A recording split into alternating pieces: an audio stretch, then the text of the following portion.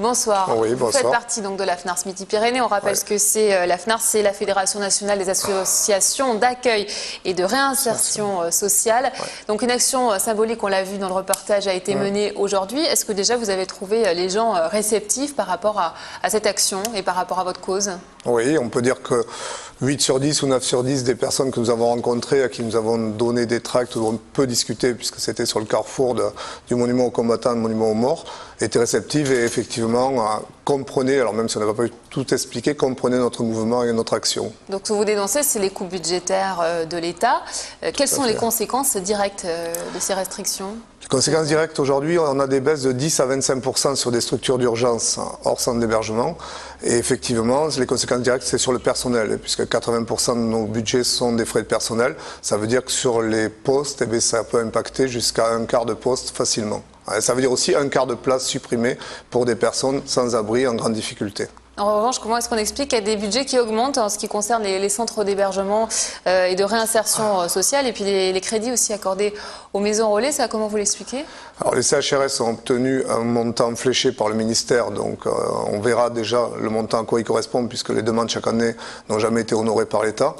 Pour les maisons relais, on a un État qui veut faire volontairement ce qu'on appelle aussi des pensions de famille à 16 € par jour, alors que ça coûte 50 € par jour un CHRS.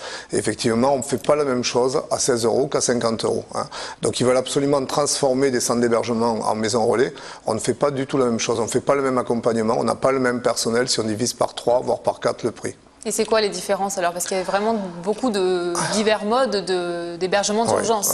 La différence pension de famille, c'est 2 personnes pour encadrer 20 à 25 personnes, donc c'est du logement, c'est pas de l'hébergement.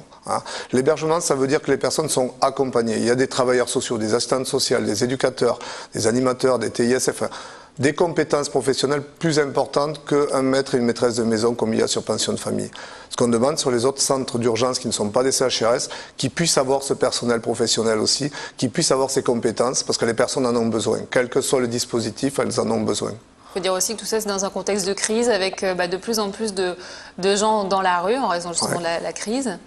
On constate quand même que les besoins augmentent, les attentes augmentent.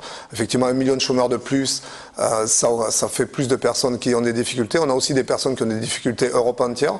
On a nos collègues espagnols qui sont en grande difficulté et on a aussi des personnes qui arrivent d'Espagne qui ont, alors peu importe les nationalités, mais qui se retrouvent en grande difficulté. Donc les personnes au RSA aussi, même si toutes ne le demandent pas, plus de 20% des personnes au RSA ne le demandent pas, il faut le savoir aujourd'hui.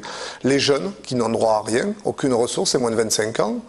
Donc toutes ces personnes-là, effectivement, sont en grande difficulté. Vous ne les voyez pas toujours parce qu'elles ne sont pas forcément sur les trottoirs. Elles sont dans leur voiture, elles sont dans des garages, elles sont sous des tentes, elles sont dans les bois. Mais elles y existent, elles sont, on imagine à peu près que sur Toulouse, il y a 6 000 personnes qui auraient besoin d'un hébergement d'insertion aujourd'hui et 3 à 4 000 qui auraient besoin d'un hébergement immédiat, ou 4 5 000. Vous voyez, on est dans des chiffres énormes pour la ville de Toulouse. Rien que Toulouse. Si on parle de la région, c'est encore plus important. Et du coup, comment est-ce que vous appréhendez l'année prochaine? Parce que les budgets dont on parlait, donc ça va impacter l'année prochaine. Quelles vont être les conséquences directes? Comment vous l'appréhendez, cette rentrée? Les conséquences directes, elles vont être pour les personnes. Il faut se dire qu'aujourd'hui, si l'État, comme il le fait cette année, économise 100 millions sur les 1,3 milliard qui ont été dépensés l'an dernier, ça veut dire que ça va lui coûter beaucoup plus cher. Une personne qui aujourd'hui ne peut pas avoir un toit, qui ne peut pas avoir un accompagnement, qui ne peut pas avoir des soins, coûtera beaucoup plus cher à toute la collectivité. Ce qu'on ne fait pas aujourd'hui, on va le payer très cher dans les années qui viennent. On a une inquiétude forte puisqu'on nous annonce des gels, voire des diminutions encore de crédit. On nous parle de transformation, on veut bien évoluer, mais pas n'importe comment, et pas surtout en supprimant les aides et les accompagnements que les personnes ont besoin.